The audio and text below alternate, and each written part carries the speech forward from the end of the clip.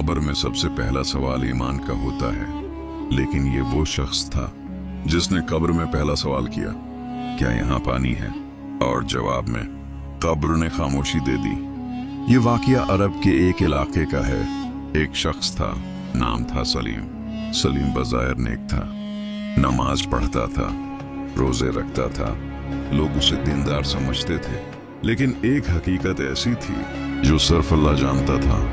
वो लोगों का हक खा जाता था, आधार लेता, वापस नहीं करता, मुलाजिम उनकी तनख्वाह रोके रखता, और जब कोई तकाजा करता तो कहता अल्लाह गफूर है, माफ कर देगा। ये जुमला इसकी सबसे बड़ी गलती था। सलीम इबादत को अल्लाह पर एहसान समझने लगा था।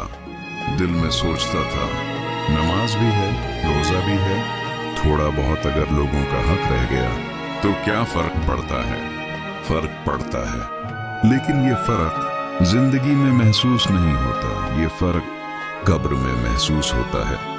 एक दिन सलीम शदीद बुखार में मुब्तला हुआ, बार बार पानी मांगता रहा। अजीब बात ये थी, जितना पानी पीता इतनी ही प्यास बढ़ती जाती।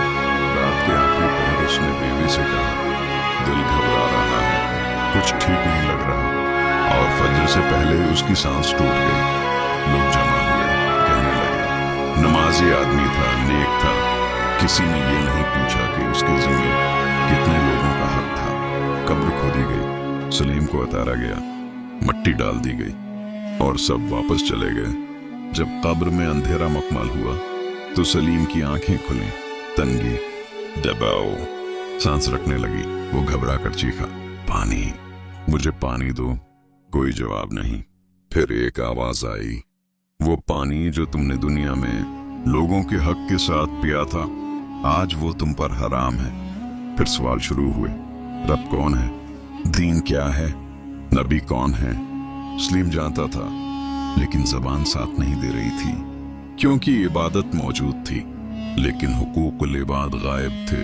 हर गलत जवाब पर कब्र तंग होती गई। ऐसा महसूस हुआ जैसे पसलियां एक दूसरे में घुस रही हों। रात के वक्त कब्रिस्तान से आवाजें सुनाई दें। लोगों ने कहा शायद जानवर होंगे, लेकिन वो जानवर नहीं था, वो एक इंसान था जिसे उसके अमाल का जवाब दिया जा रहा था।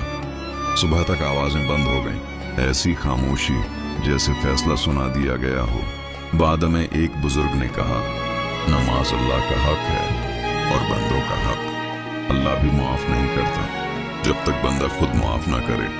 ये वाकया खुले गुनाह करने वालों के लिए नहीं, ये उनके लिए है जो इबादत के निशे में लोगों को भूल जाते हैं। कब्र में नमाज काम आई, लेकिन लोगों का हक उससे पहले आड़े आ गया। सब्सक्राइब